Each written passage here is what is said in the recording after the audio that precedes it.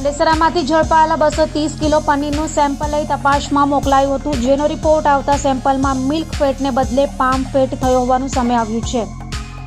સુરતના પાંડેસરા વિસ્તારમાંથી 230 કિલો શંકાસ્પદ પનીરનો જથ્થો મળ્યો હતો। વલસાડથી લવાયેલો આ પનીરનો જથ્થો આરોગ્ય વિભાગે સીલ કરી તેના સેમ્પલો લઈ હેલ્થ લેબોરેટરીમાં તપાસ માટે મોકલ્યા હતા, જ્યાં રિપોર્ટમાં પનીર સબ સ્ટાન્ડર્ડ હોવાનું જણાઈ આવ્યું હતું।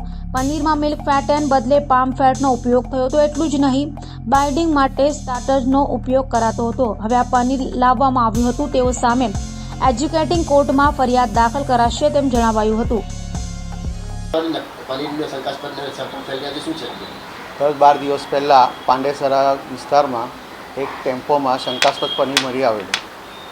તે પનીર ખાદ્ય તે તપાસણી કરવા માટે અમારા ડિપાર્ટમેન્ટના ફૂડ સેફ્ટી ઓફિસરો દ્વારા ત્યાં ગયા હતા અને ત્યાં તપાસણી કરી હતી અને તે પનીરના નમૂના લઈ તે નમૂનાઓ પૃથ્થકરણ સારું પબ્લિક હેલ્થ લેબોરેટરી ખાતે મોકલવામાં આવેલા હતા અને તે નમૂનાઓનો પૃથ્થકરણ અહેવાલ મુજબ તેમાં મિલ્ક ફેટ જે 50 હોય એના કરતાં ઓછી હતી, તેમજ અન્ય ફેટ એમાં ઉમેરેલી હોય એવું જણાઈ આવેલું છે અને એ નમૂનો સબ સ્ટાન્ડર્ડ જાહેર થયેલો હોય તે સંસ્થાના માલિક જે વલસાડથી પનીર આવેલું હતું તેની સામે ફરિયાદ દાખલ કરવાની કાર્યવાહી ચાલુ કરવામાં આવેલી છે।